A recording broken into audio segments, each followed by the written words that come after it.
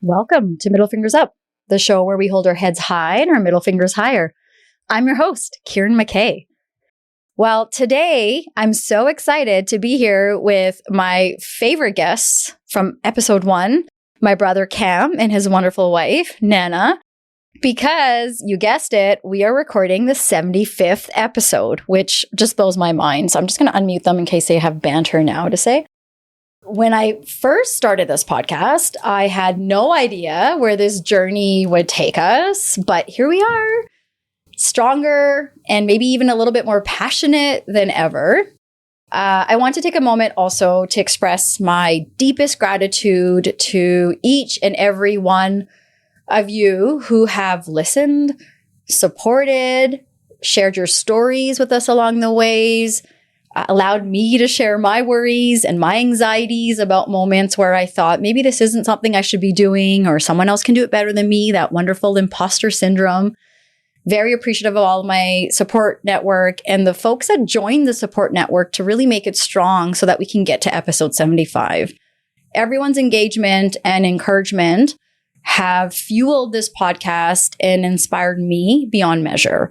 So thank you from the bottom of my heart to everyone listening and supporting and doing what they can to help this podcast platform continue. Thank you for joining me today, Nana and Cam. I really appreciate you two being here, even though Cam's already got his side look at me and angry that I've forced him back every 25. You know the routine, every 25 episodes. Like, get in your calendar right now for 100th, man. Like, so you're not surprised when I'm like, yo, we got to do this recording. I was going to say, I'm like, we're already mic'd up. You can put the gun down now. Like, we're here. I don't know what you're talking about. I'm in a good mood. I'm happy to be here. And I'm proud of you, sister, for the 75th episode. So you're an asshole. Too sentimental. He had to stop. Got to throw something in there. That's siblings for you, right? Yeah. Keep us in check. No, I am also really glad that you're happy. I tell everyone about how you had me for Secret Santa, Cam. And how I know Nana helped you too, but no, I didn't. I really look down right now. You see, you're doing great, bitch. My little rug that you told me to put at my feet, so I see it when I record. And I can't tell you how many times in the last few weeks since Christmas this has really helped me. It's grounding. You think about positive affirmations and the impact speaking negatively about us can have, but we don't really admit that it can be negative. But when you look at these positive affirmations and the continual support and messages, there's at least one or few every day that I get in my DMs about people saying, like, keep doing what you're doing. And then also like offering feedback about, you could also do it this way, which thank you for all of that. So you guys being here, my wonderful husband who edits, they sometimes are 4-hour episodes and he shaves them down to 90 minutes. Shout out to the edit team. Right? Yeah. The edit team. Exactly. Especially for episodes like this where we have zero script. It's all in the moment. The edit team is what, Carrie on the computer with you lingering over his shoulder? It's literally Carrie, yeah. And I don't like, even do that. That's leave too boring. Leave that in. No. Leave that in. And he's like, no, we're going to take that out. Yeah. And then she's like, I'm hungry. Can you make dinner? Literally. Like, why are we not watching a TV show right now? Why are you down there? It takes a lot of time. Yeah, I'm sure. Because the episodes are not short. Some of them are shorter, but most of them are quite long. Yes. So, yeah. I've been working on the shorter ones. There's a few where I've had folks that really did not need to give me their time, professionals in the community that have, and they limit to, I can give you 30 minutes. And I appreciate it because I can't do that. Yeah. It takes me 30 minutes to get to where I'm going before we go. So those kind of episodes have been great because it's very efficient, quick. But I struggle with it because this whole platform is about genuine conversations. Yep. And coming from the counseling world, I just struggle with stopping someone. Like, this is why I'm not a therapist. Because I'd be like, 1 hour, I'm going to charge you for an hour, but give you 4. Right. Especially because it takes a while before people warm up. And so it's not towards the end where people are really allowing me to ask them certain questions. Yeah. And you've had a lot of people come back, which is nice because then you can continue conversations or when people have sent in messages with like follow-up questions or like you're able to then address that, which is nice. Like, so nice. Yeah. I really appreciate the interaction and the feedback. Can we get more feedback? Absolutely. I think there's a lot more people that support it. I see them. They like my stuff. They like my stories. They'll give me, you know, like the kind hearts. Not you. List them off, right? Yeah. So I appreciate those, like the heart emojis and all that. But I really, really, really value the people that it takes a lot to give someone feedback, right? Like you don't want to do it the wrong way. You don't want to offend. Anytime I'm giving feedback, I'm like, you're better at this, but here's what I'm noticing. But the outside eye is key.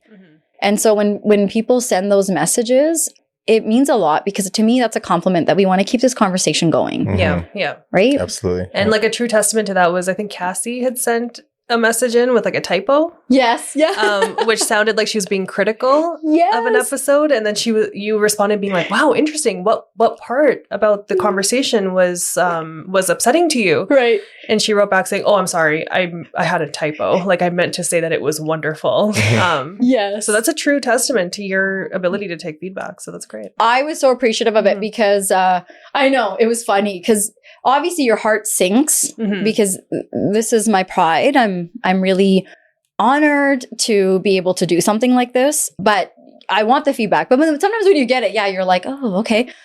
So in the moment, I was like, okay. Right. But also at the same time, like, don't ask for something if you don't want to get honesty, right? Like you can't keep saying, tell me. And then when someone tells you, you're like, fuck you. Exactly. Yeah. And so it was just so adorable because she was like, oh my, she felt terrible about it, right? Yeah. And then I got folks like Harmony, who was part of one of our most popular episodes, episode 2, our fertility one. She messaged and she's like, oh my God, like first she's like, I had to read that a couple times because she was getting offended by the negative. And then she's like, no, I caught it. It was so funny. Yeah. So that's cute too, that you have people that, you know, support you on the sidelines. And, you know, then there's a guest, like you said, that keep coming back. Yeah. Like you guys. I mean, we're forced to be here. Absolutely. There's a gun to my head right now. Literally. Carrie, right? Joke. That's a joke, right? I'm saying he's not standing with a gun to my head right now because I don't want the police to show up because you have to deal with that. But if they did show up, they'd be like many weeks late. Yes. Oh, and they'd probably end up arresting you. That's also true. You fit the profile. Yeah, absolutely. Yeah, no, Carrie does not have a gun to my head, guys. It's not true at all. So on that note, should we maybe move on to our MFUs? How did we start talking? Anyways. You know what? Before we do our MFUs. Oh, sorry. Go ahead. You're right. This is your show. No, right. I like it when you guys take over. It's so cute. Yeah, it's yours. Should we call our first guest? Because we do this at our special milestone episodes. We call guests that have come on and then you guys have decided you start roasting me. But I'm always hopeful that it won't be that way. But usually they never answer though, Karen, because no one wants to like talk to you, right? I know we've got like 30 people before someone. We've already done our time on this podcast. Now we have to do another fucking segment. That's why I had to call my mom last she's time. Cool, but like she just asks so many questions. She just doesn't and then cuts you off. She asks 3 questions with another 3 follow-ups of each question and then expects you to answer the question that she first started. And then you start to answer it and then you're cut off. Usually I get excited about them. Like, let me answer it for you. Let me tell you about it. But I'd love to call our first guest because they are like many, many hours ahead of us. Right. Our Englandy boys. Our UK boys who are part of the Bruvcast podcast. Right. And I'll let you guys ask the questions and we'll talk a little bit more about them once they answer. So what should we start with that maybe? Yeah, let's call them. So great. They've allowed me to be their honorary bruv. And that's how we say bro. Just so you guys know. So I'll teach you the way. Like no one else needs to know that. I think it was just you that needed to be told that bruv equals bro. I know, so true. That's why I just roll my eyes. It's so true. Okay, let's see. I'm going to call them. I hope that they remembered. It's like super late at night right now. Saturday night too. They're probably like, well, actually there's no hockey in London. They have they're watching the game, man. They have football? They have football. Football. Okay, so I'm in here. Oh, they're waiting in the look how cute they are. They're already waiting in the lobby. That's so sweet. I know, right? Oh, there they are. Hello. Weird, it's all right. It's all good.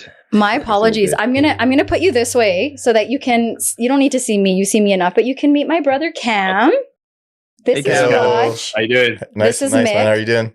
And then Nice to meet you guys. there's my sister-in-law, Nana. Nice to meet you. How are you doing? Good. How are you guys? What time is it over there? It's 9 o'clock. 9 p.m.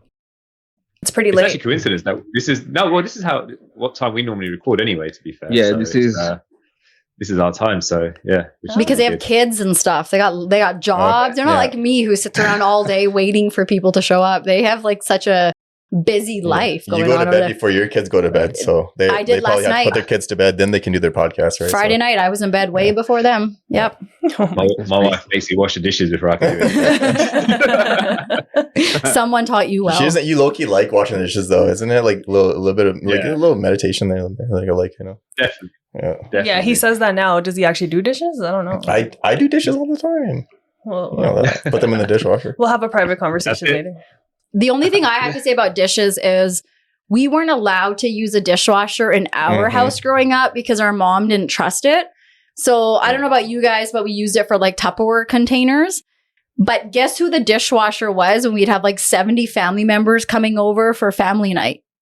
Me. Yeah, exactly. I was a dishwasher. So I hate washing dishes and I hate ironing because I'd have to iron my mom's meters long saris before her parties every weekend too. But not, you're quicker than the machines are, so that's good. Yeah, fuck AI. More efficient. Yeah. So welcome, you guys. I'm so glad that you joined us because today we're recording our 75th episode. Woo That woo. is mad. I know, That is right? absolutely crazy. That's a big deal. That is a big deal. I think you were on 25. Was it 25th? Not so long ago when we recorded together for the first time, Kieran. It was Yeah. 25, right? Yeah, it was shortly after 25, exactly. And then, Madness. and then you guys invited me. And then we have this thing where we like to give each other the clap. So when we're celebrating, we call it the clap. Yeah, I know. I was like, whoa. Crazy. You're giving each other the clap? Yeah, we give each other the round of applause. That reminds me of Get Him to the Greek. I got the clap. You got the clap. That's a good song. Yeah.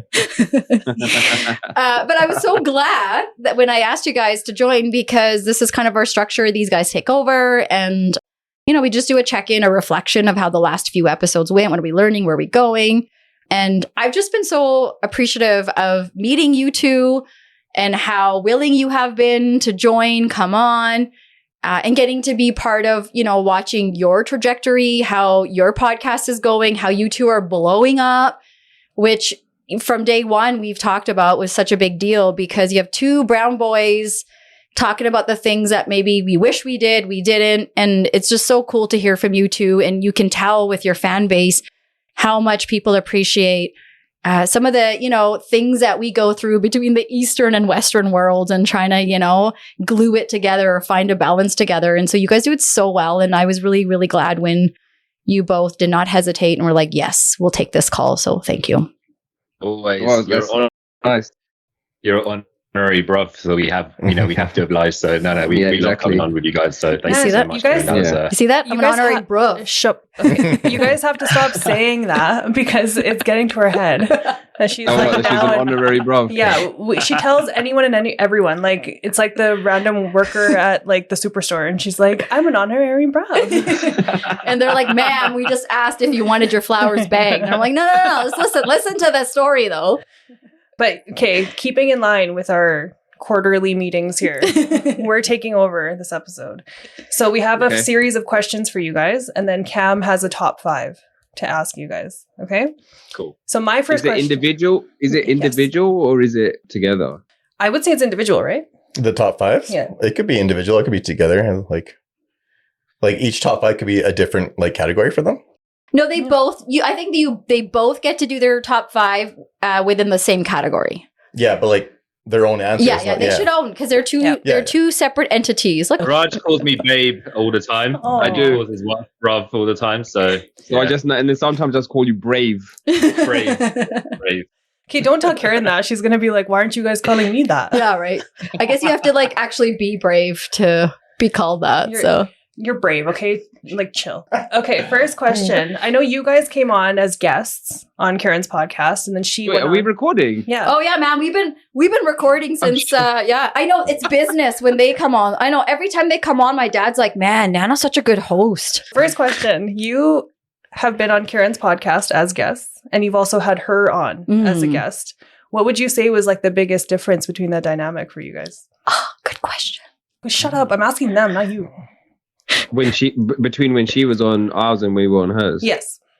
Mick, you can start with this one. Stop. I have a feeling I know where this is going to go. Me too. I don't know. Be honest. I think it was. Well, we didn't have the cool music for one thing. Yeah, I actually felt like, I actually felt like hers was more structured in the sense that, you know, she was like, oh, she was always like, you know, kind of like just giving us like a heads up. Oh, I'm going to play the music now, and then we're going to start. So, I mean, I think from a structure perspective, that's what I felt anyway. In terms of, I think I'm being too nice to her as well. Yeah, I was going to be like, can you be a little like rude and a little bit? That's why Raj was like, you go first. Yeah, because Raj is married to the Punjabi, so he's got to be a little more coarse. You edit that out, but I did remember that. You know, I didn't think there was much difference. She still talked over us when she was There we go. Yes. Thank you. That was what I was waiting for. I knew it. That's yeah. You know what, Mick? It's so funny you say that, because literally before we called you, they both made so much fun of how I asked 17 questions and answer like 16 of them, and then talk over you and answer them for you. So I think it's hilarious. It's the truth, though. I do it. But you know what else I do? I build a connection, so you can't hate me for it either. You're like, oh, that's just her. It's a gift and a curse. That's what it is. We just got so much to talk about, right? So we have to get our words in. Yeah, when they were on mine, after Carrie was editing, he's like, it would have been really good to learn more about them. I know. So that was going to be my next question, is more about them, because I actually have no idea who these people are, even after listening to both episodes. It's because I turn into an older sister, and then I'm like, I'm the older sister. Now you take over. She's still doing it. She's still doing it. Yeah. It's happening right now. Yeah. This is, okay, Raj, what about you? You can also piggyback on that and say the exact same thing. That's why he was laughing in the beginning. He's like, because he knew there's a say. I knew it was the same answer.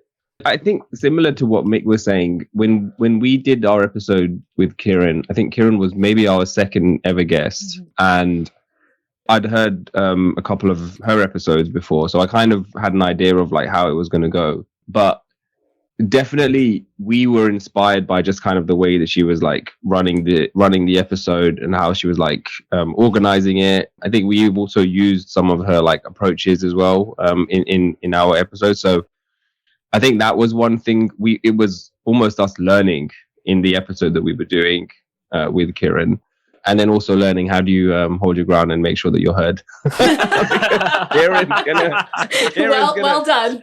She's gonna get excited, and but you know what the thing is? What I really appreciated was that she was conscious of it, right? But she was still conscious of it, but then still doing it. Exactly. So it's just like, okay, you know what you're doing, but you know at least you're starting to kind of like, you know, hopefully get to a place where. You're giving more air to your other people that are on the show with you. So I think that was something that I would say is like the big differences between the two. And I think the other thing is that our episode, actually my sister was commenting about this one, because she was saying, because there was this part in the episode where we were asking Kieran about like the struggle that she had to share, and she was talking about being on her period, and even the fact that she was able and open to talk about that on a podcast called Bruvcast, hosted by two dudes, to me, it just speaks volumes as to kind of like, she's not afraid to kind of like say what's on her mind and say kind of something, even if it's like maybe an awkward conversation. I really appreciate that. And I'm pulling out my sister because she was like that. She really liked like that segment of it, and just like how Kira's teaching her two boys about like women's health and kind of like, you know, that side of things. So yeah, it was good. I would say that we've been inspired just by how she carries herself, and just kind of like the bullish attitude that she has, like middle fingers up. That's the name of the podcast, and she lives that. So yeah.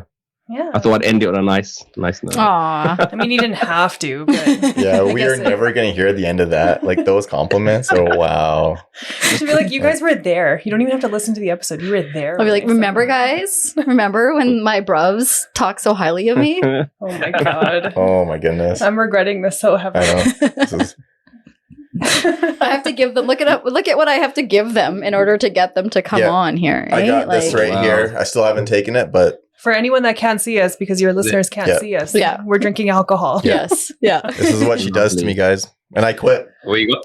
Oh, you quit? Just joking. No, I did not.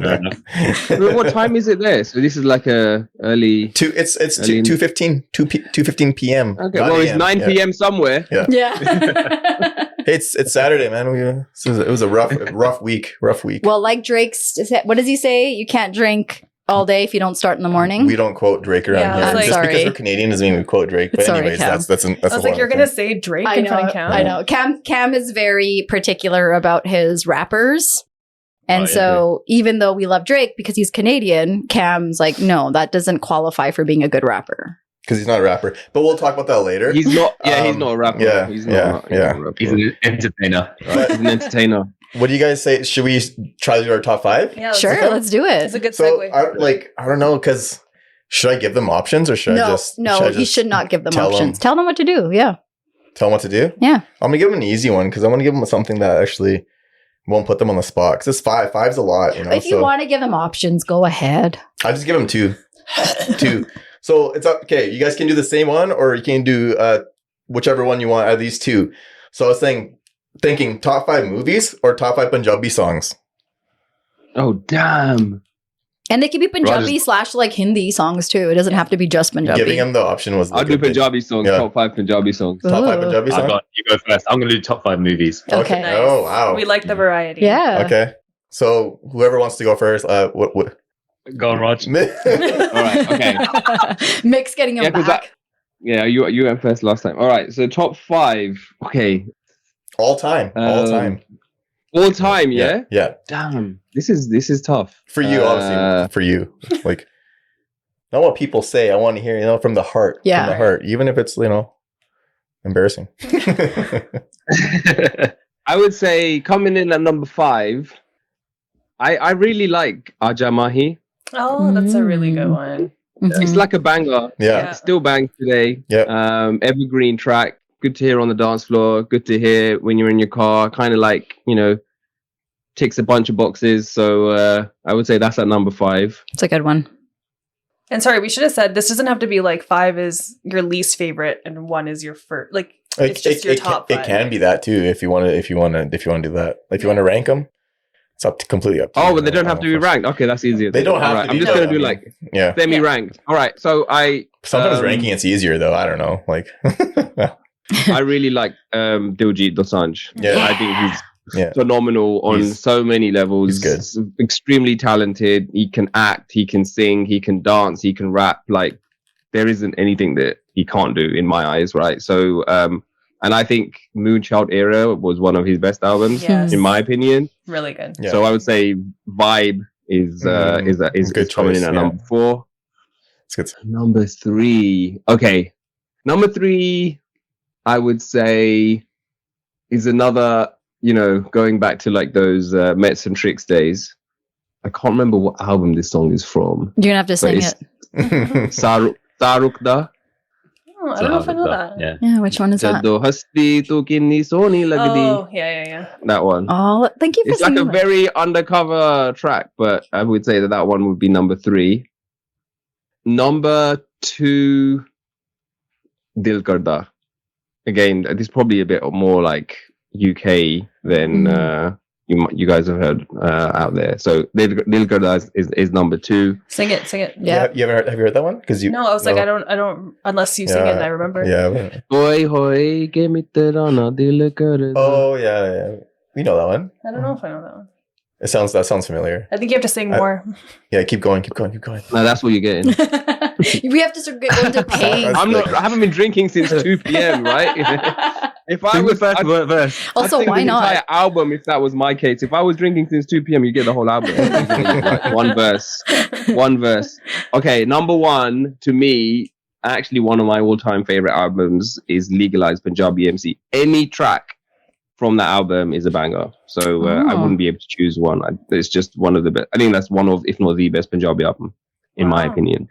Good ones. Those are solid. That was a solid list, yeah. And I learned some new ones too that I have to go add to my I'm now sporting Punjabi songs when I drive because I'm going back to visiting teenage Kieran that would have to turn the music down because I was embarrassed. Now I'm like, fuck this shit. I'm going to turn up even louder when I drive into my neighborhood. So I'm going to add some of these to my playlist. You better take your shotguns with you too when you do that around here, man. I was going to say, like, that's why she's not invited to our neighborhood anymore. Yeah. We're like, you're overcorrecting, Karen. Making it too far. Fuck it. Okay. I can't hear anymore because my volume has like messed up my hearing, but whatever. That's probably why I have to turn it up because I'm becoming so old now. Because you can't hear anything. Yeah. What? Okay, now we're on with Mick. Top 5 movies. Top 5 movies, yeah. Top 5 movies. I wonder if like it's going to be some Bollywood movie. Why don't you let him answer? I was going to ask, are they going to be strictly Bollywood or you could do Bollywood. Or both? Like, okay, what doesn't matter? Anything? I might mix it up. Yeah, mix it up for sure. Yeah, I'm actually curious to hear this list. Because I have some guesses of what I think you might have, but I don't know. I'm curious. I'll go with, there's only one Bollywood movie. Raj, you should write down I'm going to interrupt you. I have to at least once. You need to write down what Mick's going to say, and we have to see if it's like a magician thing. If like the Newlyweds game. Yeah, if you guessed it. I'm not going to get it. I'm not going to get any of them. Now write it down. I'll write it down. You guys saying Bollywood has just opened up the playing field because I was only Bollywood. I think I'll get one. If he's putting Bollywood, I know one of them. The funny thing is, I had to think about the Hollywood ones, but the Bollywood ones I don't have to think about at all. Yeah. Isn't that funny?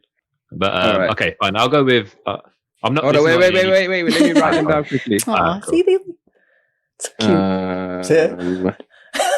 Let them hear what you're gonna say. I don't want to. I heard it. See, it's so cute. Yeah, I know. You guys are. I just love you guys so much. She like doesn't have anything to squeeze. Rob, if you're doing Bollywood, you're gonna have. All right, look, I think you're gonna have more Bollywood than none, but I don't know. That's just maybe because they're movies that I enjoy watching with you. All right, go on. There's a lot of bromance here going on. So very come cute. on. I'll start with the Hollywood ones.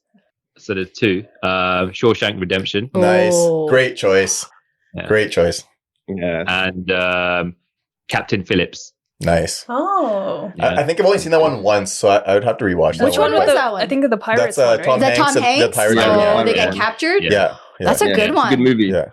Was it "I am the captain now"? Right, it's the biggest line from the quote. Yeah, I have to rewatch that one. Yeah, but also, who watches that more than once? That's like I don't remember it. That's like the thing. I want to puke out of my butt and my mouth when I watch that one. That's it's too gross. intense. Come on, man. It's too intense. I have never heard that, but I want to use that like all the time now. It happens to me sometimes. Only to you. Bachata Mick has not been able to answer his top 5 yet. I know. Everyone, shut up. I'm actually going to use that when I'm speaking to my wife. Oh God, she's going to hate me. No. But the other 3, Bazigar. Oh, that's a really good one. Yes. I would have never guessed that. And then the other 2, what are we on? 4th one? Mm-hmm. Hungama. Yes, I got one. I need to get that one. And the other one is Hera Fairy. Oh, I didn't get that. I got 1 out of 5. Yeah. Hungama used to be my favorite movie. Yeah. It was so funny. So funny. Yeah. It's really good. I'm really glad that you said Bazigar though. In Bazigar, when obviously like Shah Rukh, when he comes up, when he's got the helmet on because he's a race car driver. When I was like 9, 10, 11, I was like, I want to be like that guy. Did your dream come true or no? No. We still got some time. We'll figure it out. Next time Karen I drive a minivan dropping my kids to school. That's the only track I might get.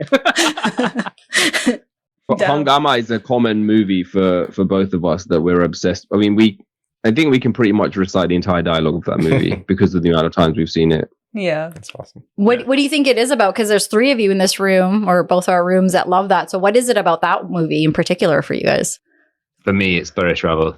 The way he just acts, it's just comedy. Genius. Yeah. Genius. That's probably why you like Hera Fairy too, right? Him with the glasses and with the glasses. Yeah, the fishbowl glasses. Hungama was for me, I think it was one of the first comedy Bollywood films, like pure comedy. Oh, yeah. That we had. It was the first. Yeah. It was the first.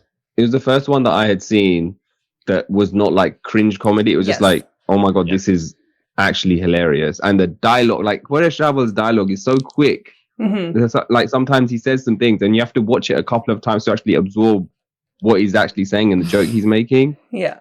So yeah, really, really good. Yeah. And the acting is phenomenal. Rajpal Yadav as well in that movie. Oh my God, that guy's so funny. So good. He's hilarious. So good. Like that So one, good. that one movie where he's a pundit too. Oh my God. Oh, yeah. So jokes. He's Yeah. hilarious. Anything else for these guys? MFU. They get to do an MFU yeah. before they leave. What do you guys want to put your middle fingers up to? Before we send you out. Other than Kieran. Which is a compliment. Go for it. All press is good press. But don't. Mick, you can go first this time. You're not going to give me the time to think, yeah? What am I going to put my middle fingers up to? I'll put my middle fingers up to being the new guy at a new place when when you're starting a new job. Mm. So that was my middle fingers up to that. You kid. Yeah. New kid, yeah, on the block. Yeah, literally first day of school, man. Yeah. So yeah, that's what I'll put my middle fingers up to. Did you just start a new job? I did 2 weeks ago. Roger's been hearing all about it. He asks me all the time, how's it going? I'm like, fuck it. Fuck it because it's so new, or You know what? I think it's just because it's so new. You know, like when you go from being, feet under the table at the place you've been for so long, then you go to a new place and you don't even know where the toilets are, and you're like, is the door open? Does it open up? Do you push it open? Do you pull it open? All that. Everyone's watching you, talking about you too. Everyone's right? watching you. 10 people can walk past someone and then they won't bat an eyelid because they know who it is. But then when you walk past, it's like, oh, there's a new guy. There's a new guy. Yeah. Or you're in the meeting room, and then, you're the only guy who has nothing to say because you're just so new and you're like, fuck, man. You know what you need in those moments? Time. I learned He just needs time, okay? No, that's the only answer. time, but also joining statements. Like, hey, I had a really funny colleague that would do this when we'd be in meetings. He'd have nothing to say. And I learned this from him. When someone would say the smartest shit, he'd be like, oh my gosh, that's literally what I was thinking about. You took the words out of my mouth.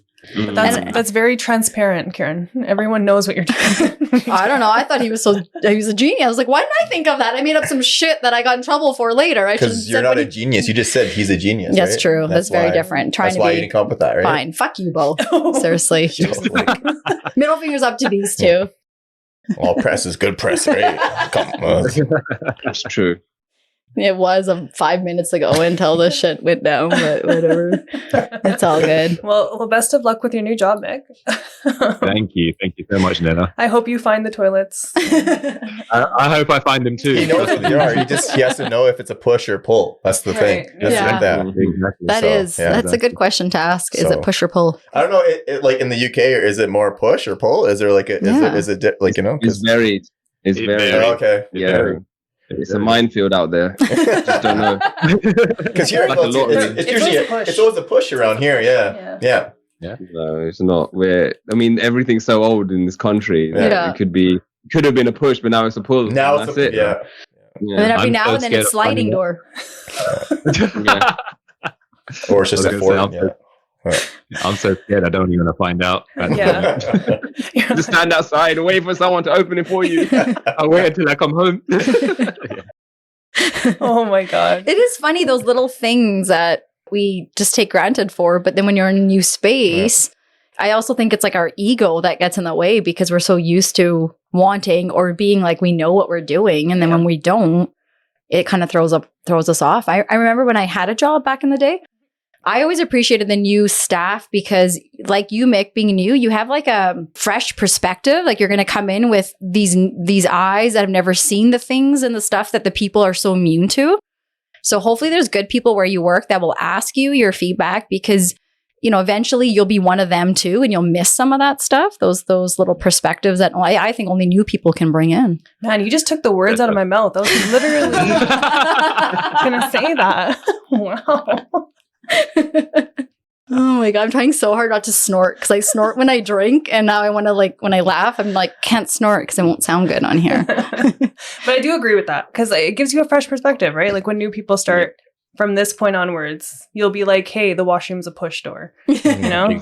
So it's nice. Exactly. Why isn't it a Used pull? to be right? a pool. Yeah, it used to be. Remember back in the day when we used to pull the door open? Yeah. So simple now. We just push it. Things have changed. We should edit her out the whole time. Anytime Karen The speaks, whole time. edit it out. Yeah. Anytime she talks, I'm just... Okay, Raj, your turn. What's your middle fingers up going to? My middle finger up, or fingers up, is going to, when I don't know if if public transport is as common out there as it is here in London, or how often you have to take buses. You know, when you're on a bus or you're on a train and you're sitting next to someone and you then need to get off, right? It's either your stop or whatever, right? But that person doesn't get up. They slant their legs to the side. I'm like, why are you... I have middle fingers up for anyone who does that. Don't do that shit, man, because it's awkward and it's annoying, especially if you got like a big ass bag, and you don't complain if you get hit with my big ass bag. Yeah, if you're not gonna get up and get off the fucking bus. I completely agree with that. Every time I take it, that happens when you sit on the inside for sure. Absolutely. Or they fall asleep, like right when you have to get up, right? Right when you're there, and you're like, please don't. I don't want to have to be like, excuse me. Yeah, like, then you've got to do the tap. Yeah, I want to wake you up. Is it too gentle? Yeah. Are you too firm? Too gentle? Yeah. So then you just miss your stop, and then you have to take the bus. You know, just keep going. Yeah, riding right to the end of the line. Oh man, yeah. And then you wait there. You see mix outside at the doors, waiting for them to slide open. I'm trying to push them, man. Yeah, he's like, is it push or pull? And the sleeping guy wakes up. No, man, it's slide. Yeah. Like, where were you all along, man? Oh my god. Gosh, so good. That's a really good one, because I think everyone could relate to that. Yeah, just like these etiquettes, right? That when we're out in public, like, come on, man, we're not in our house doing this. We're out in public. We're sharing this space. Yeah, just be a little alert, man. Like a little bit of awareness or something, man. Like, yeah. It's good ones. It's really good. Now you got us on a rant. Yeah, now I'm pissed. Thanks, guys. Now I have to deal with the fallout of between the two Rendawa siblings. Yeah, once you get us both going, that's it. Yeah. Also, when they chew gum so fucking loud on the bus. It's like your MFU. I know, but I just want to add to it. It's relevant. Or when they watch videos on loud. Oh, it's like we're on speakerphone talking. Like I already have my own mom to talk to. I don't need to listen to your mom and what she's telling you. Yeah. You know? Just things like that. Yeah. Yeah. Should we unpack this? Why is this for you? Well, thank you guys for being guest stars on today's episode. Absolutely. Thanks for being on our podcast today. Thanks for your time. We appreciate it. Your gifts are in the mail. Cool. Oh my god, I have so many gifts to give you guys. Look, I have a shirt to give you right here. Oh wow. Stickers, I have mugs, so I have to just come down and see you guys. What I love that you do is similar kind of conversations, but like through humor. And I think people really need that in the world when we already have shitty stuff going on. And so when you can see the light side of things, and I love how you do it, but I didn't go that route. And I know mine's more serious, so I was worried that maybe people aren't ready, but I think it just takes time. You know, don't you guys feel pressure? Like, I feel like, oh my God, this is, on one hand, it's great, it's lovely, but on the other hand, it's like, you're answering the question again. Do you guys feel the pressure of You saw me staring at you, right? You looked at each other. You have like Nana like moderate every episode and just kind of like, okay, hold on. Yeah, I should have. Give them a chance to speak now. Kieran, let them speak now. Let them answer. Breathe. Hold back, breathe. Okay, now it's your turn. I do need that. That's a great idea. Okay, I'm not doing that, but yeah, how do you guys deal with the pressure of that, of growing your audiences? I mean, we're still hungry. We still want as many people listening, tuning in, engaging, responding, reacting to our content. So at this point, we're at that stage where it's just, let's just get as many people talking about these things and sharing the struggles and finding the funny. Like, that's what we're all about. So I'm sure that will come. At the moment, we're really trying to just kind of like, get the word out and get the podcast growing. Yeah. Oh my God, you're doing such a good job at it. You guys are killing it. Mick was about Thank to you. Oh, was Mick about I can't see him. I'm sorry. It's even worse when I can't see you. No, it's all good. It's all good. I was just going to say, just trying to be consistent with it. And you know what? I think, maybe, do you think you feel the pressure as well? I feel like I don't feel the pressure at the moment because there's two of us. And I think, I don't know. I think there's days maybe one of us feels the pressure more than the other, and then one of us calms each other down. I don't know how you feel, Kieran, because you've got a good network. You got, your brother, you got Cam, you got Nena, you got Kerry. But when you're recording and all the feedback that comes back, comes your way, do you feel pressure? Yeah, it's a good question. I think there's pressure in that I'm a pleaser, so I want to deliver good content, and I want to do it in a way that's authentic. Like, I don't want to be part of the social media gang that's let's just keep posting and posting because I didn't come from that generation and I refuse to be part of that. When all that goes away, Instagram and all that's not going to be around forever. When we all go back to basics, all we have left is our authentic selves and our conversations. And so I'm just trying to keep it at that place. So there's that pressure because I'm not, falling into the post this and post that. But at the same time, I think the other pressure is like, I just, I'm in a growing curve. I'm learning a lot. I'm learning about my identity. Who am I? And sometimes I feel the pressure is just personal. Like, what if people listen to this stuff? And I think what I was trying to say earlier was like, sometimes I'll record something and I'm in the parallel process as the listener. So I'm not ahead of the game in some topics. Like some people listening are way ahead of me. I'm just learning some of this stuff. And so sometimes I worry that the pressure is this bitch knows nothing. She should know more because, we see these celebrities and all these media people that have their shit together, even though they don't.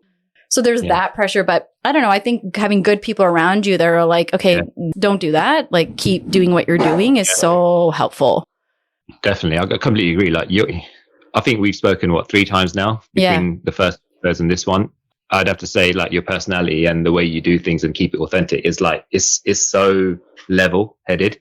There's no fluctuations in, your personality and your energy, etc. So no, you're doing a great job. So don't let that pressure get into your head at all. See, this is why I love them. I appreciate you guys. I learned so much when I talked to you. That's enough now because we don't want your head to get down. I gotta find my way out of this room, right? I don't need my head to get in the way. But I do have to say thank you for that. Like you guys have helped me a lot as well when we talk behind the scenes to be part of a little network or a little group, and we're doing the same thing. We're learning. We're kind of at the same place, and your success, I feel sometimes is my success and vice versa. We're always applauding each other and helping each other. And I really value that because I don't think I've experienced that in other lines of work where it's like everyone's out to get their own and it's this whole individualist kind of thing versus being a collective. And joining the podcast group and family, it's such a collective. Everyone's like, there's thousands of different platforms out here. Find yours and let's all support each other. So I've seen when I go to your page, friends of mine following you, which I think is so cool to see. Oh my gosh, right? Because we're sharing that together. So, 100%. Do you want to take this opportunity to plug your podcast?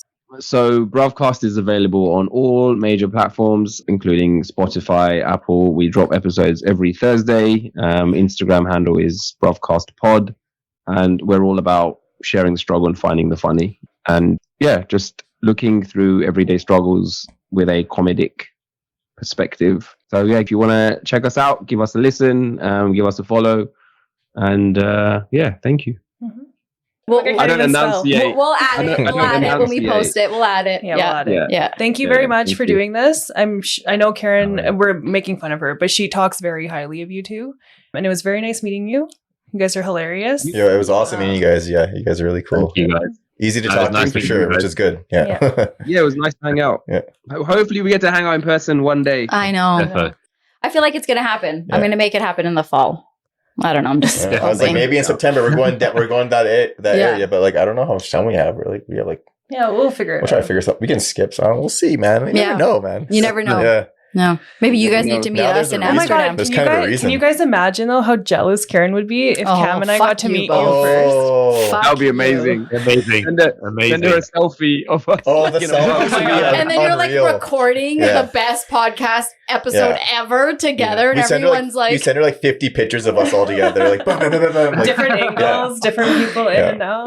You guys, I've matured in the last 2 minutes, and I'd like to say I'd be so happy that I introduced you guys, and because of me. Okay, so we're going to do it. Now we're going to do it. We have to do it now. Yeah. Yes. Let's do it. Let's make it happen. Absolutely. Well, thank you. I'm really glad. I wanted you guys to meet each other so bad. I'm so glad you guys did too. Because I think, Cam, you would be so good if you and the boys were did an episode together. Oh, you want me to talk on here for a full episode? Or go on theirs, or they come on yours. You run an episode with MFU, but just the boys. I think there'd be a really fun conversation between the three of you. Okay. Yeah. I can sense a lot of humor in that episode. As well.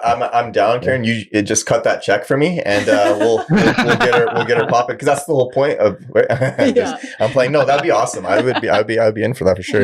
Absolutely, that'd be fun. I'll cut you a fucking check. Give me a second. Changed all those diapers all those years. What the hell, man? Right? Down. All right. Well, thank you guys. Appreciate it. Appreciate you. Enjoy the rest of the recording.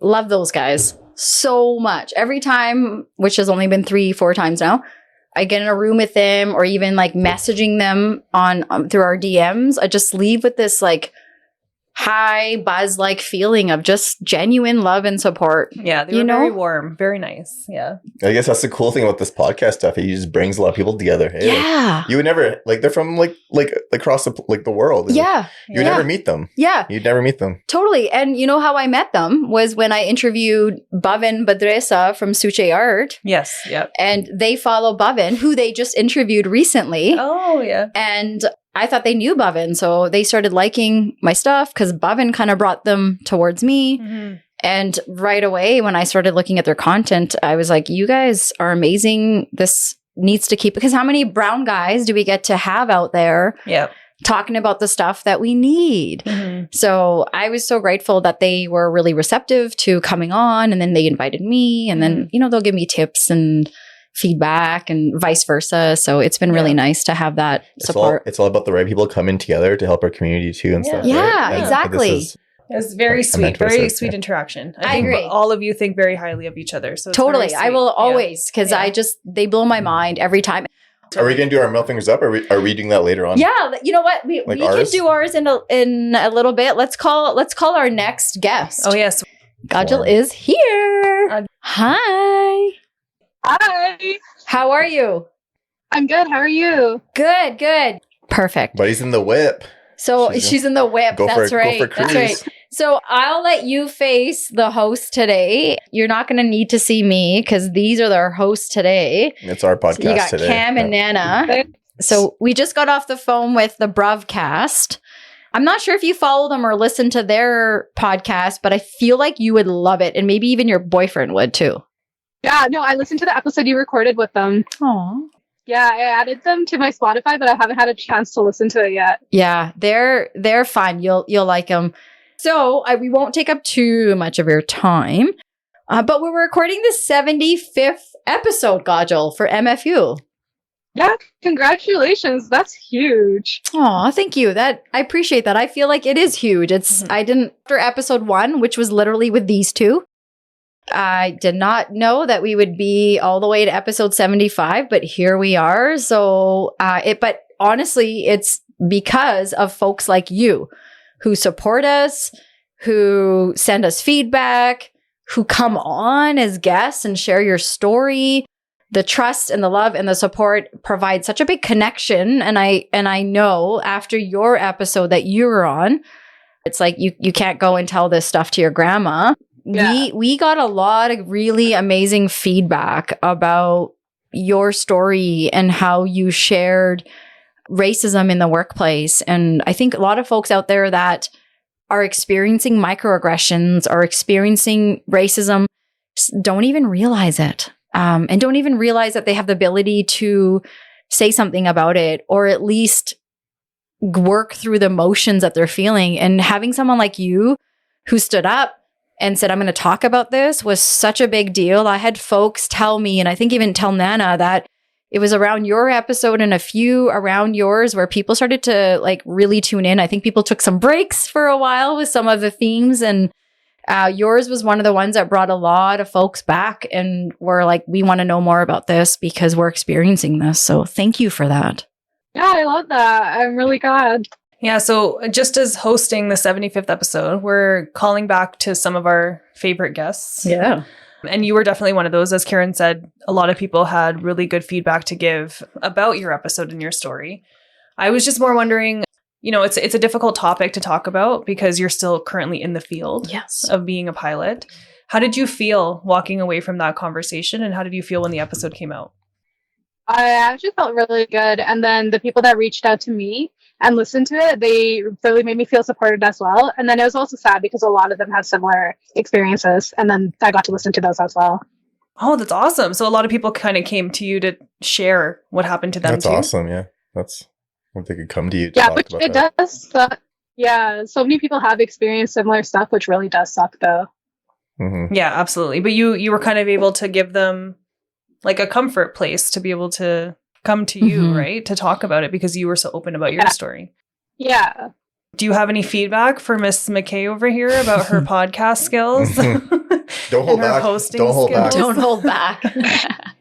Oh my God, no, I feel like it was really well done for me because I feel like I got more nervous. So when Karen would take over and start talking, I was like, fuck yes, yes, I'm so glad. So you have no problem with me interrupting. Yeah, she was fine with you like cutting her off and stuff. She's like, yeah, you just talk. So I have no problem with that.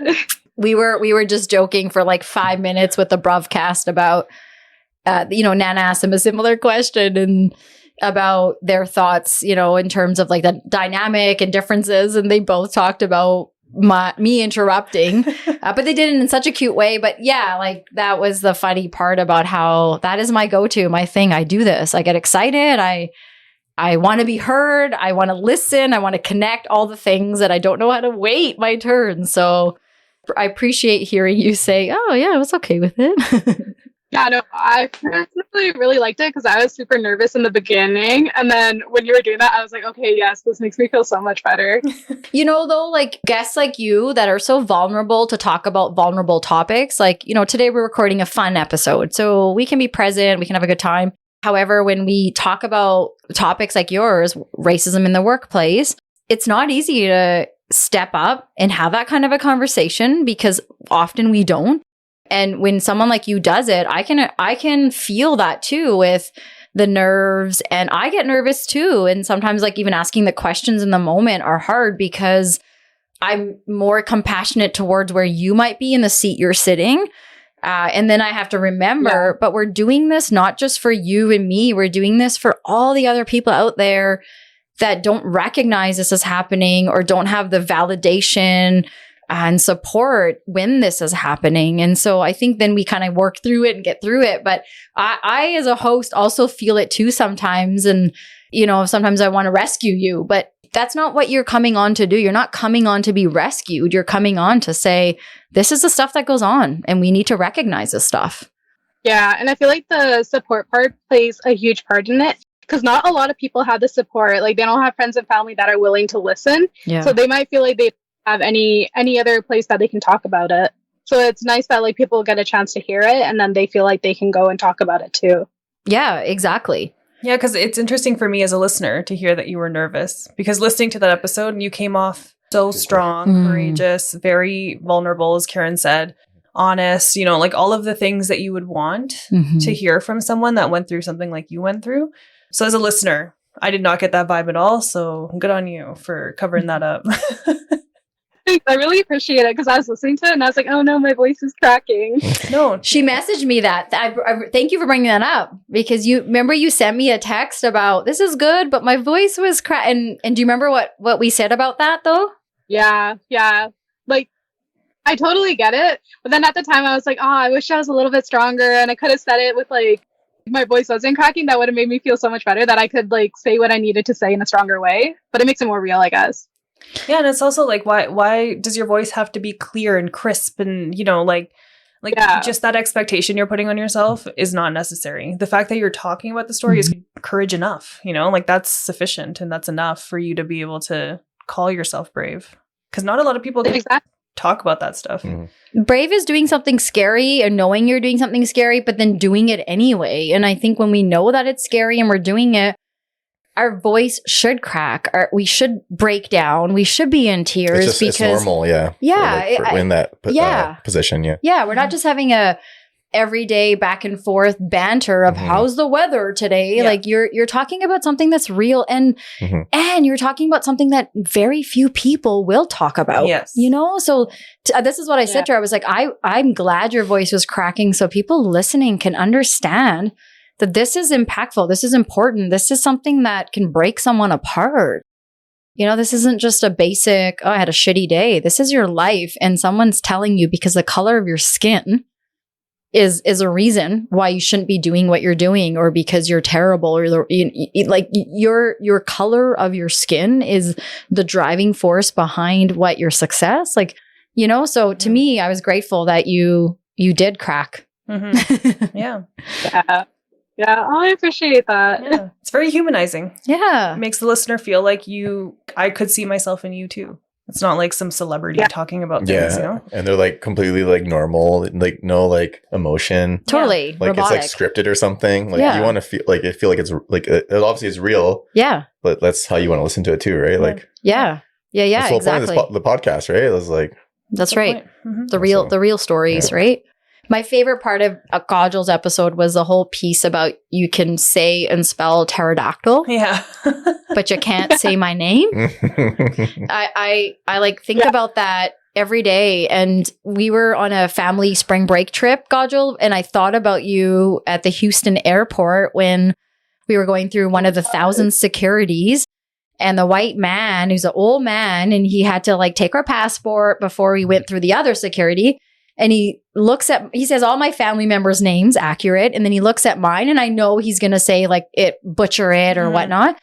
And he says, Yeah. but he said, get in deep. Mm-hmm. The way he said my name, it made me say to him, thank you for getting my name right. Because even I stopped saying my name. I never tell people I'm Kiran. Yeah. I would say Kieran. Mm-hmm. Kieran, Right? Yeah. Yeah. And it made me just, in that moment, I said to Carrie, I'm like, oh my God, this reminds me of Kajal and pterodactyl. Because like when someone says your name and says it right away, you feel this instant connection. And that's like, okay, now we can move forward. But when we start with introductions and we don't get the name right, like what's left to say after that? Yeah. So I get pissed when people don't like ask first before if they don't know at all. Yeah. Like don't butcher, like ask how to pronounce it Yeah. first, right? Right. Mm-hmm. But then sometimes they do ask and they're still like Karoom. But I think that's the point. It's the effort, right? Like that's what people appreciate. Yeah. It's the effort of trying. Absolutely. Like rather than you just being cared, like, well, right? I'll just call you K. And I'm like, okay, I guess I'm K now. Well, why do we call you Cam? We call you Cam because we knew from the minute you were born, you got your nickname Cam when you were like literally came from the hospital in your car seat from our uncle. Mhm. Because right away we knew as you grow older, people aren't going to say Karambal, right? And so right away you were given your nickname. From when I was like just born that he's not going to be accepted. Yeah. He won't be accepted Yeah. in the society Right? as Karan. Yeah. Like I'm laughing, but it's not funny. I know. I'm laughing, but it's not funny, he says. Totally. So I just think there are so many lessons learned in the interview that you and I got to do. 100%. I agree. I don't know if you've heard the other ones, like the 25 and 50, but we're going to ask you for your top 5 of a certain topic. So get those brain cells going. Oh yeah, I was super excited. I was really hoping you guys would ask. Oh yeah, absolutely. Cam has one. Yeah, ready I for think you. I already know what top 5 you'd like to answer. So should I give her options or should I just give her the one? Whichever one you want. Go for it. Whatever you I'm want to do. asking you. It's your fucking podcast, right? Apparently it's you guys. Just do one. Okay, how about let's go for you. Let's go top 5 music artists. Okay, Yeah. okay. This one, I think about it a lot, so mine are like ready to go, and they're not in order. Yeah. That's more than okay. Nipsey Hussle, Diljit Dosanjh. There's a guy named Shally out in Surrey. He's really good. Oh, what? Like, is that is he Punjabi singer or like? Yeah, he's a Punjabi singer. Oh, interesting. I've never heard of them. Yeah, Shally, BK, and Garnajala. Yeah. Nice. Who's BK? BK, he's a Punjabi artist in Toronto. He makes really good music as well. I love this because Get the Dons ready, man. Are you learning Check this new out. Punjabi music right now? Yeah, I didn't know the Surrey guy or the Toronto guy. That's awesome. You should listen to them. They're really good. Good. I will add them to my Yeah, playlist. we'll check them out for sure. I love this. I'm learning so much about Punjabi music these days. There she goes making it about herself, I right? have to because I'll have to say it again. I said it to the broadcast, right? Like you drive around with turning your brown music low or not listening to it and, accepting other music. And then today, like these new artists, like the Karanajalas, the AP Dillons, all these guys coming out are Say making... AB? I did not say AB? Who's AB? ABC, A1 music. Oh, crap. AP Dillon. All these guys coming out, it's like cool car banging music, hey? First of all, AP has been out for a minute. I know. He's not coming out. I know. Right? Okay. So just get your shit right, man. I know. I can This be is our better. podcast, okay? You can be a guest today and like Know my Get your music shit together. better. Thank you. I appreciate You that. agree, right, Anna? Can you guys stop fighting? Like, Oh, sorry. It's making it awkward for me, you know? Sorry, Kajal. This is you. You know it. You have a brother. You know how it goes. She's like, fuck this. I'm out. Yeah. Those were good. Those were good top fives, though. Those were solid. Those are really good. Yeah. What are your guys' Oh, she wants to know our music. We're gonna be here for like fucking half an hour because Karen can never figure this out. Don't worry about me. You guys do it. Top 5 for what? Musical artists. Artists? Yeah. Like She wants to know. Is that what you asked, Kajal? Yeah. Yeah. Yeah, music. Me first? go ahead, yeah. Okay, I'll be probably quicker than you. Yeah, you go. You do it, Cam. Mine's strictly rap. I don't listen to anything else. Well, I listen to a lot of other things, but like my favorite artist will be rap, probably. Do it. So number 1, Crazy Bone from Bone Thugs and Harmony. Everyone knows this if you know me. Mm-hmm. If you know, you know. If you know, you know. If you don't, then get the fuck out of my house. Number 2 is Eminem. I'm glad he's on there. Yeah, shut the fuck up, buddy. Come on. Like, I'm talking right now. Crazy Bone, Eminem, Young Buck from G-Unit. I know it's weird, right? But he's been with me. He's raised me, you know, from the streets and stuff. I'm Growing glad up to and hear my stuff. brother say that the rap artist raised him because I don't remember Young Buck changing his diapers and wiping his ass. Yeah, So but Crazy Bone, Eminem, Young Buck, Tech 9. Number 5 is like, I don't know. Number 5 could be like, there's so many. Like, yeah, what would number 5 be for you? There's a lot of new school people. Like it could be Mozzie, it could be RJ, Mr. LA, it could be Kevin Gates, it could be Freddie Gibbs. There's like so many. It's really hard for me, you know. The number 5, yeah. Yeah. So I'm a big fan of Mozzie and RJ because of you. again, they like helped raise me, you know, from the Don't forget about AP Streets. Dylan. Too, Yeah, because of AB Dylan. oh yeah, AB Dylan. He was there big time. What about Jazzy Always. B, Cam? No, Jazzy B doesn't. Yeah, no, Jazzy B, like Romeo was like Romeo was dope. one of the best albums. One Yeah. of the best albums ever for sure. Mm-hmm. But wouldn't put him as my top 5 artists That's fair. probably. Yeah. That's fair. Yeah. That's fair. Even though like shout out to Jazzy B. What about the New Zealand band Prozac, Cam? How come they're not on your top 5? First album I ever bought actually was a Prozac album. Or sorry, first album. I think you were Yeah, me and you Serena or got Serena you. bought it for me. First album I ever owned was a Prozac album, and it was banger. It was a banger. What was Yeah. your first album, Kajal, that you owned? Oh, mine was probably like Cheetah Girls or something. They had an album. Of course they did. They had a Family Channel movie, but like there's an album. They made a CD. Also, do you know how Cam knows about the movie? I watched the movie. It was killer. It was a dope movie. Oh, I had the CDs, I had the posters, I had the DVDs, I had like all the merch. Yes. I love a good- Cheetah Girls was great. It was a High good School movie, Musical yeah. was great. Love those. I like Cheetah Girls more than High School Musical. That shit I couldn't get behind. It was so corny, man. I was too old It by was then. so bad. It was my shit. Yeah. I love that shit. Cheetah Girls too, though. Remember when they went to India? Oh, that one was really good too. Remember when they went to India? Oh, They shit. did. They went to Yeah. India and they Yeah. had a dance battle with girls in In suits. the cheetah print outfits, right? And they're like, "Oh my god, cheetahs are loose." That's hilarious. I love that. What was your first concert? Mine, Raghav.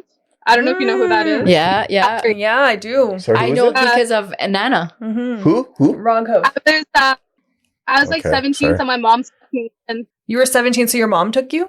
Yeah, she like snuck me in because you have to be 18 to get in. And she's like, Her "Don't mom's so worry, cool. I drove her. We have her ID," so she like snuck me in. Damn, Bindi, man. Yeah, I know. Your mom's the best. I love her. That's awesome. Raghav was good. Like Yeah. during his, like high time, he was a good guy. Good guy. Speaking of, you mentioned Karanajala. How do you guys feel, Kajal? How do you feel about the media feedback? Trashing him. Yeah, the Junos, because he won the TikTok fan Yeah. favorite Yeah. award. And, to me, the TikTok fan favorite is just on the border of getting into the Junos, right?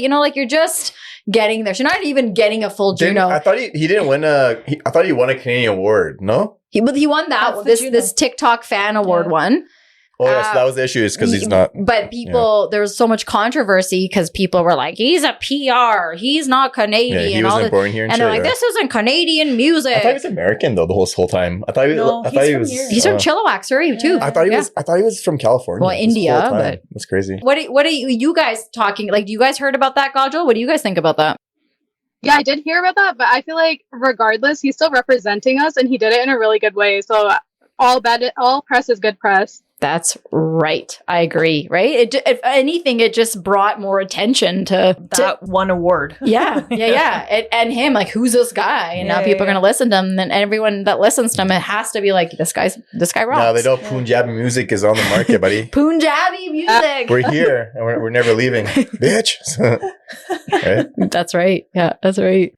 Do you want to do An MFU? Yeah. She has to do her MFU. Yeah. What do you want to put your middle fingers up to, Kajal?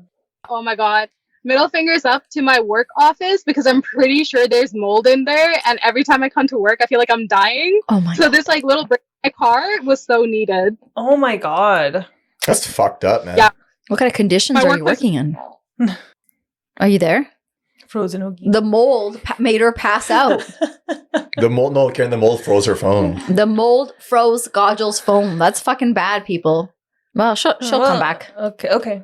So We can talk about something else if you have other questions until she comes back if you want. So now that we're waiting for Kajal to come back, so what are some lessons, valuable takeaways that you've had in the last 25? I always like when you ask this question because it makes me think. And I know you're going to ask me this, but I don't until I'm in the moment. I'm like, fuck, I wish I prepared for this. I just want to start with this, okay? I've had some very interesting moments from 50 to now. Moments of people wondering, like I have some friends in the background that have been so kind and helping me with guests. They send guests my way. I really think this person would be great. And they've been fantastic guests. And then I've had people ask me about this logo. Right. But in a way about, is this the best logo when I'm branding or teaming up or collabing with people? And so I've lost a couple collaborations with like CBC and others because people just can't get past about the professionalism. Like they understand where I'm coming from when they get the middle fingers and they know Carrie and I tell them like, this is what you have to explain to them. Middle fingers up is about fuck working around and pussyfooting around the stigmas that we face every day. We need to address it. And the best way to do it is head on, man. Just talk about this shit. And so I think that's one of the big learning lessons is like, I'm figuring out, I've mentioned it in an episode about like, is this something that I want to do? Like, do I want to rebrand or not? And then it's so cute. After that episode, my mom called me and she was like, you keep doing what you're doing. You are teaching us and you're teaching our community and you just keep doing what you're doing. And I think, okay, if my mom and the generation she's from can understand and get behind this, I'm not just ready to change that logo yet. I'm attached to it. There's, my sister was part of this. We all all of us put a lot of blood, sweat, and tears. So I don't think I want to fight a little bit harder for that. The other thing I'd mentioned with the broadcast, like these conversations we've been having are tough. From episode 50 onward, they've been getting harder and harder because we're talking about topics like racism, addictions, mental health, and everything in between. And I know these conversations are tough because I'm sitting in the room as a host interviewing guests and I second guess myself in the moment. I try to protect them. I wonder, should I be asking this? Should we be talking about this? Are people ready for this? But then I also think about it in a way of like, we do need to keep doing it. And the whole point of this is it's not meant to be easy. But if we have a support network, which I feel like we're building, and that's the strength behind MFU, if we're building this network, we can get through these conversations. And I've gotten feedback from you. I've gotten feedback from a lot of people who don't love some episodes, but love others more. And so I keep going back to, I'm in a growing curve. And I'm just going to keep addressing the things that I'm curious about. Yeah. And so when you ask, okay, what's next? That's what's next I said this on episode 50 and I'll keep saying this is when we buy books of celebrities who tell their sad story, or when we go watch Netflix documentaries of celebrities who share their deep, dark trauma, great. But like, fuck that also, because there are real life humans every day sitting in this room, sitting in our life, in our relationships that are going through worse things and have so much to give us because we can actually relate. So the whole point of this platform is about relatable topics. And it's tough because I sit in the room with these folks and I think, oh, am I pushing this too much? Or I don't have the skill set to ask those questions. But then I think, you know what, as a human, what would I want someone to ask me? And how would I want someone to display compassion to me? How would I want someone to not carry so much about agreeing with what I'm saying, but validate the fact that this happened to me. And so that's what keeps this going. And I wake up to messages daily now where people are like really, really helping me feel validated. I think they think that I'm validating them, but they're validating me because they're like, please do this more. And I'm starting to find, the direction I want to go in, which is really talking about BIPOC and the stories of BIPOC. The people that come here and that are not invited to this country, who grow up in this country and have to assimilate and figure out how to survive in this country. I'm trying to figure out how can we go from survival to thriving. Right. So I know sometimes these conversations are long, and I know sometimes they're tough. And maybe even I'm annoying because people are like, what the fuck is she saying? But that's the whole thing, is I'm just bringing a guest on to learn what they're doing because it's helping me grow. Their story is helping me build compassion and think of things in a different way when I meet them. So whether it's people that are part of BIPOC or part of the LGBTQ plus community, I want us to know there's more of us out there than the ones that don't want to accept us. Yeah. And if we can band together and stop putting each other down, but lift each other, we can do something. We can have more Garanodulas out there receiving Junos. We can have more people of color winning awards as film directors and documentaries. We can have bakers that show up on a Netflix show that are South Asian wearing a turban. Shout out to Jajar from Surrey, Manco Bakery. Yeah. When we see people that we relate to, at the end of the day, I know this is long, but I just want to say this is why we're doing what we're doing, and we're figuring it out as we go. Yeah. So we're getting to episode 75, but do we know everything? Fuck no. I feel like I know less now than I did in episode 1, but hey man, that's a fuel to keep going. Yeah. And that's what I was just going to say. I'm like, it's an ongoing learning. Right? Yeah. It's like every single day you unpack some sort of conditioned bias or some kind of conditioned prejudice that you have. Totally. Also pretty sick monologue though. But sorry, is a monologue written? Because I don't think that was written. Does it mean it's written? No, it doesn't have to be written. No? Is there a difference between a freestyle one and a written one? I don't know. Maybe ask someone else. Maybe ask the celebrities out there. I don't know. Yeah, no. You can keep talking. I don't know the answer to the question. But yeah, I think that sometimes gets lost in these conversations where we're like, okay, this is what we are facing, right? Yeah. It's like, this is the racism that we're facing. And sometimes I think people that get defensive think that it's like a self-righteous moment from the person who's sharing their story. Yep. But it's not. It's just, I have now experienced this and I'm unpacking it and I'm trying to figure out what to do with it. And we all go through this on a daily basis of noticing things and collecting data and collecting information from the people around us. And none of us know what the right thing to do is yet. None of us do. No. But you just have to do what's right for you in the moment. 100%. And if someone wants to get defensive to that, that's personal to them. Totally. It has nothing to do with us. Totally. And it's as long as you give them space to be I'm not perfect either. We're all in this together. We're all figuring it out together because we've all been conditioned to be this way. Totally. And I think that's a really good message to put out there because it does make it more relatable. It makes it more approachable. It makes it more open and accessible. So I think all of those things are great. It's awesome. I know we always laugh about my responses back, but I'm going to say it. I appreciate this. And I do because sometimes it feels like, when you're hosting something like this, a podcast, let's say, you should be a few steps ahead. And in all my life in the career of mental health and counseling, when I have clients come in that are vulnerable, I'm ahead because they're in crisis and I can't be in the same place as them. But I'm learning that this is different. I don't need to be ahead. And sometimes I know there's topics that we bring up that I'm not necessarily bringing in strategies or, hey, we need to do this.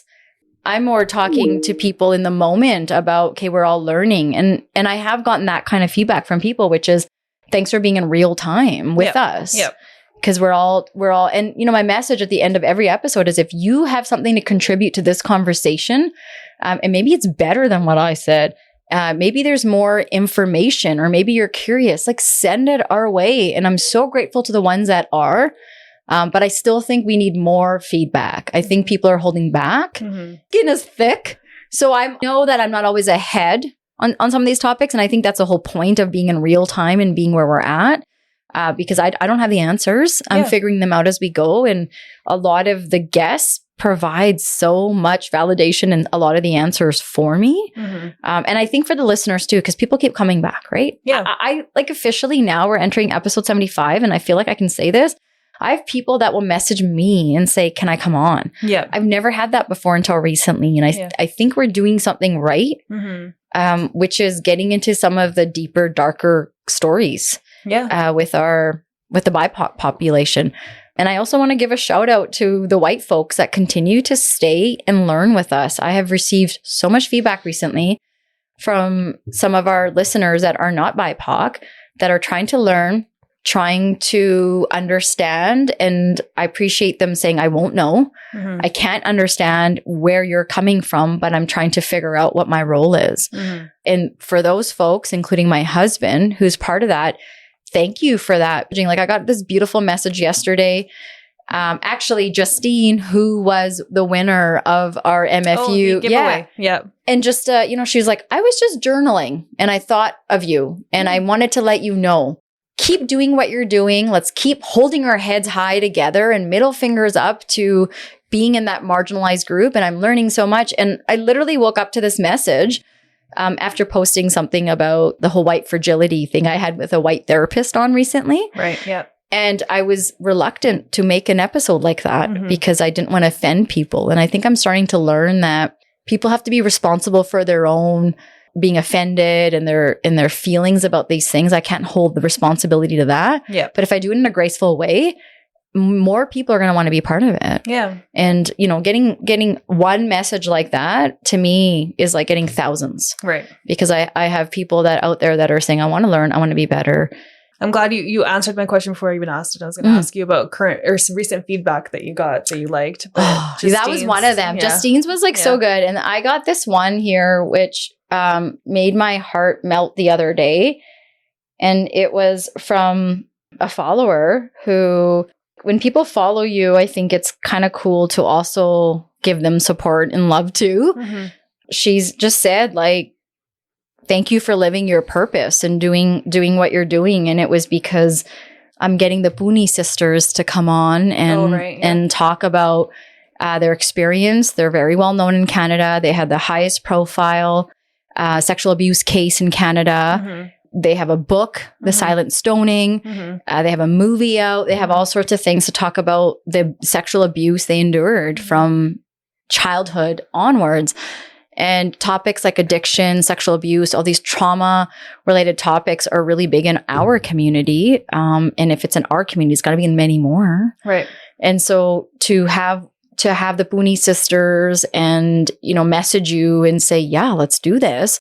Because the more we talk, the better it is. You think, okay, we're on the right track. Yeah. I feel like it's going to be the best time for you to look back at like your first 10. Yeah. In a couple years from now and be like, wow, like, who was I? Or like, I can't believe I harbored those feelings. Or like, I can't believe I thought that way. Like it's a really nice time capsule for you to cool. look back on. Yeah. But yeah, should we maybe do our Let's do our MFU. Yeah, let's do our MFU. Okay. Before we do our MFU, can I give a shout out? Of course. Because you always ask me about stats. Oh, yes. So I came prepared today. Our top cities are always Calgary and Surrey. So I want to give a shout out to Surrey. That's where we come from. And to Calgary, because that's where we are.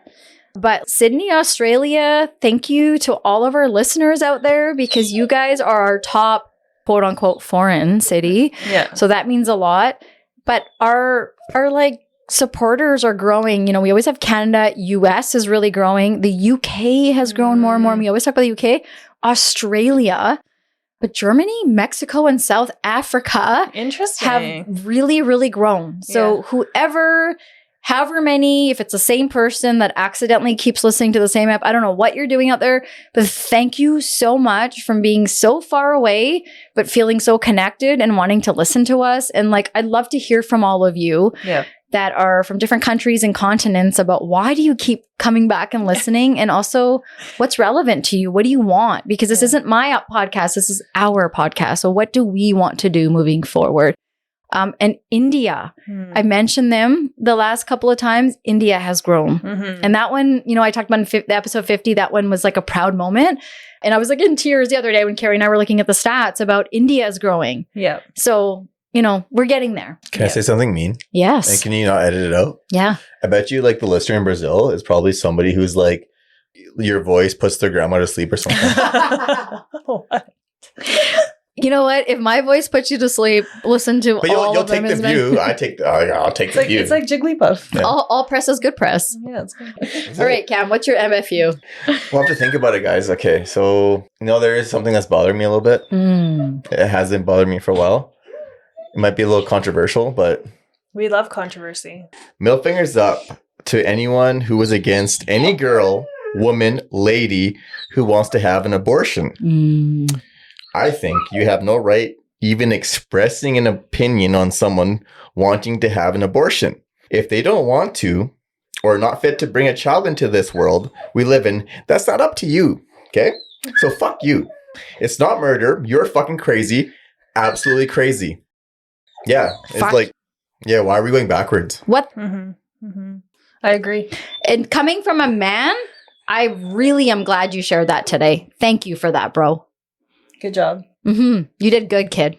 Thank you. You got me worked up, but you did good.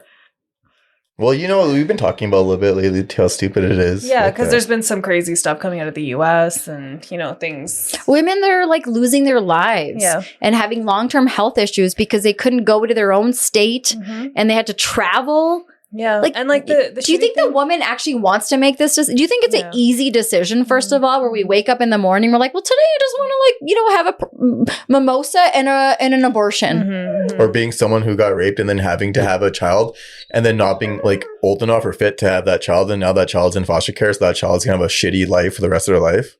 It's funny when like the pro-life protesters come to like Planned Parenthood or something in the States and the staff there are asking them like, okay, like, so you're pro-life. Are you pro-social services? Like, are you pro food stamps? Are you pro-free Well, how do you make that decision for somebody? That's fucked up. And then they're like, oh, well, why doesn't the woman just have the baby and they can put it up for adoption? Yeah, and because then, we're all robots and we don't connect to that. But then the Planned Parenthood people are like, how many children have you adopted? Exactly. And they're like, oh, I have 5 of my own. And it's like, exactly, there's the delineation right there. They're your own. Yeah. Like, like you don't actually think that adoption is the same. And also like doing the work in mental health and seeing adolescents that were adopted as babies. I can tell you the percentage is so ridiculously high of how many times people, just like you want to go return that shirt, past the 30-day refund limit. How many people want to do that with humans? Yeah. Because you think you signed up to save a kid's life. That's usually what people do. Yeah. And apart from I can't have my own kids and adoption's my best bet, great. But many people want to save a kid. And then, you lose sight of that. And these poor kids that have all these behavioral and genetic issues, well, I can't support you. Yeah, and they should just even if they don't, they should be grateful that they got adopted. Yeah, they should be like not taking it for granted. And it's like what? You're born life. Life is so like. Well, sorry, I don't want to get into that, but like that's a whole other thing. Should be grateful for me giving birth to them. No, I'm kidding. Thank you, Cam, for that one. Yeah. But I just want to make it known, like literally, like fuck those people who are opposed to that and think they can make a decision for someone else like that and then pass a law or a bill about it. You're fucking crazy. You're batshit crazy. Yeah. And you're like, I have no respect for you. Like, you're a coward. I don't know. That's all I have to say. Nana, Karen, next. So my middle fingers up today is going to genocide in Gaza, and white feminists and all of that entails, because all of these fucking white feminists are always talking about women's rights and women's liberation, but cannot speak up about Gaza. So why do you think that is? Because they don't look the same. It's harder to empathize with someone who has brown skin or black skin. And I don't think the feminist movement was made for women of color. I'm learning a lot about how you are so right about that. Yep. But that's what I'm putting my middle fingers up to today. Anything else you want to elaborate on that? Not really. I think it's pretty straightforward. Stop killing people, Israel. That's it. Seriously. Free Palestine, ceasefire now. Yeah. Free Palestine. Free Palestine. I'm with you. Mm-hmm. I really, really appreciate both of your MFUs today. I would like to give one each, one middle, because I have two. One each to both of your middle fingers up, because I don't think anything I have to say would even become close to where you guys are. I'm with you guys. We've also had a few months to think about ours, though, right? We haven't been on we haven't been on this podcast for a while, so we've been just angry about things in life. You know? Do you guys feel like when you post things? I know Cam's like never on social media and still uses his mattress for his bank accounts. But like when you post things, Nana, you and I've kind of talked about this, but do you ever feel after you post something like anxiety or guilt or like worry when you post things about Free Palestine and about white feminism and all of that?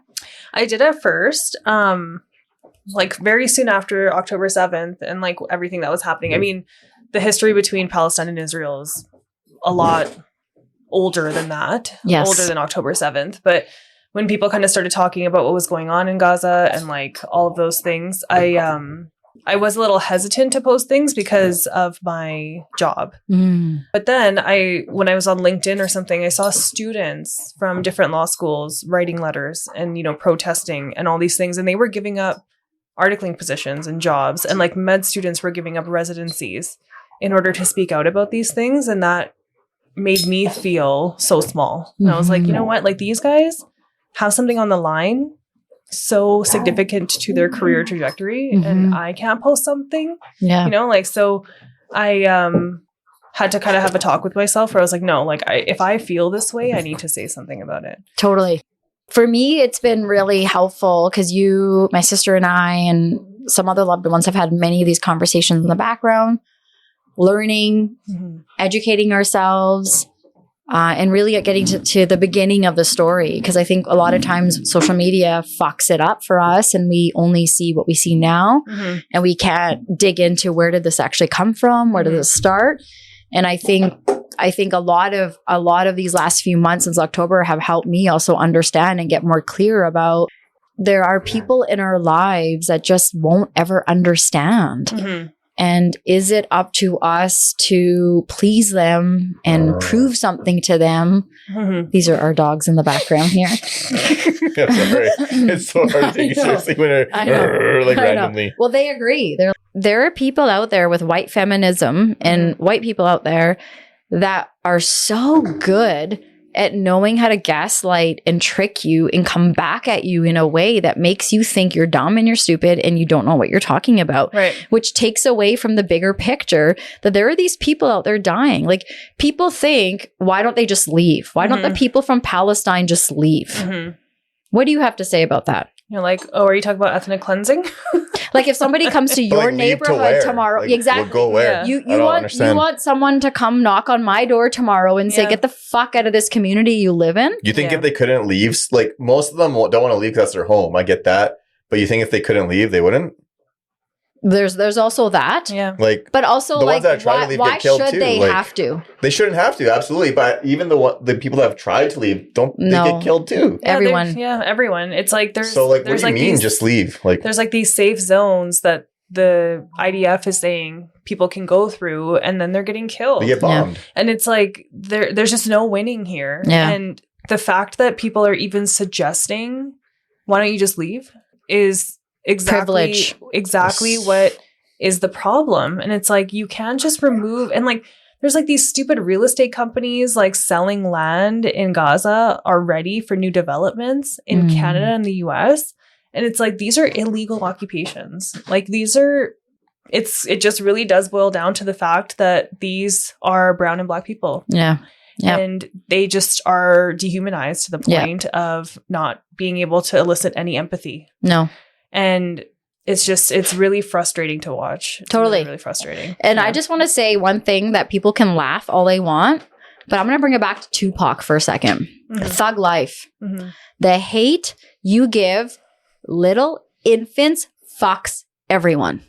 And we do not recognize that. We do not realize what we are doing. We're fucking up our future, the generations that are supposed to help us get to where we're supposed to go, because we think that this is what we're supposed to be doing with whatever the fucking war is. And that's the other thing. Is it war? No, it's a genocide. It's a genocide. Yeah. So people out there who are thinking it's war, I'm sorry, but we're miseducated. We're not understanding where this is coming from. And this conversation isn't to make anyone feel like shit. Get to live every day and breathe and have clean water. And do you not feel guilty and shitty every day when you wake up? And I've had people say, well, if you think about it all day, obviously it's not good. But it's like, that's what those people are living and breathing every day. It's a privilege. I've privilege. Heard, people, who cares? It's two corrupt nations going at it. I'm like, what? Like, that's how you want to fucking like answer that? And it's a privilege to be able to turn it off. It's a privilege to be able to turn it off, right? Like, yes, it is a privilege. We're in a country where we don't have to deal with that all the time, and in such a violent way. And I was saying that in jest, but like, if you haven't woken up by now, since October, you've decided already where you stand. Stay asleep, buddy. Like, don't wake up. Yeah, it is to make people feel like shit, in my view. Where I'm like, if you to this day cannot recognize that, then there's really no hope. No, for me. No, like for you. And you. Yeah. You have a middle fingers up still, or we did ours? Yeah. She's still gone, right? She said that she's meeting us. I'm with you guys. Okay, my middle you fingers. have to still do one, Karen. This is bullshit. 75th episode. We've done ours. Do your middle fingers up right now. Everyone else did one except Kajal because she got cut off. I know. But do yours right now. I want to put my middle fingers up to a recent experience I had. And it goes along the lines of what we've been saying, where when you decide that you only want to see through the blind spots that you live in, the impact that has on the people around you, you'll never feel connected and understand that. I was in a recent situation where someone was telling a story about a Black person and they decided to use a word colored. And it really got me. And I tried to help them understand and ask some curious questions. And they knew where I was going. So they threw their hands up and said, no one around here is racist. No one's racist. And I hadn't even gotten there yet. I was curious about the story they were telling and the way they chose to. And this was a white person, the way they decided to tell a story about a Black man. And I felt very alone, isolated in the moment. But what I struggled with was the fact that I need help from our community to build some courage and bravery to start to speak to it. Because I stop and I feel like a failure. I feel like I let that man down in the moment whose story was being told, a personal private story that they witnessed in a restaurant. And, people can say these are great people, these are good people telling, I'm not saying you're a good or bad person. All I'm saying is, again, we are in 2024 and it's very difficult and it's getting harder for me to defend you because you are older or you didn't get the same education or because you're a nice person. And there is a thing called nice racism where you love these people. And I know a few of these people in my close circle that everyone loves and has a high reputation. They make good money. They live in big, high, expensive communities. But they have this ability to talk about other people's cultures and put them down in a way that only brings white people up. Right. And yet they think they're just telling a story. Right. And then you're the bad guy in that story because you've asked more questions. And my middle fingers are going up to the fact that I still don't know how to respond to people like this that I've had years of relationships with or just met for the first time. Because I don't want to be like them. I want to be graceful. I want to be kind because I value what my parents taught me. Yeah. Who experience that every day and still kept saying, but just be kind. Just be good to those people. And, all those people listening that treat us this way, our parents do nothing but defend you. Our parents and immigrants that come in here talk highly of you. Yeah. And we know you're not that way. And it's time for you to start to see that too. And when you don't, and we stop talking to you, it's not our issue. It's yours. Yeah. It's not my responsibility anymore. Yeah. And I think that's what I'm struggling with is it's your responsibility to be better. Yeah. Yeah. So that's what my middle fingers is going up to. So let's close, right? Yeah. Okay. So as we close, as we move forward, First of all, I want to thank you two for always coming back. Can't wait to sit down with you guys at the 100th episode, which is the next one. I'm also like committed to creating more opportunities for community engagement involvement. So for folks that want to send resources for the BIPOC community, for folks that know sites and centers that are supporting people in understanding, please send them our way. I really appreciate that. I also want to hear from folks about like, what do you think about our logo?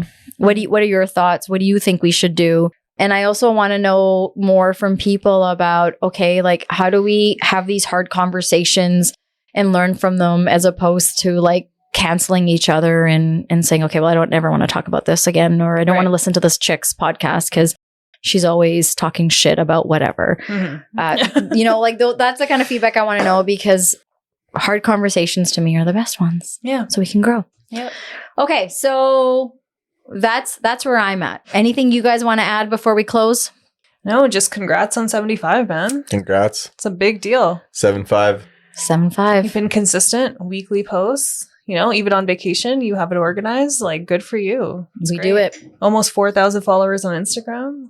We're getting there. Unreal. We're getting there. Really good. Really Let's good. go. Let's go. As Taryn says at every Vancouver Canucks game. Yeah, let's go. Shout out to the Vancouver Canucks, number 1. Let's do it. Number Let's one, do it this baby. year. Number 1. Number 1. This is a great opportunity for the outro music.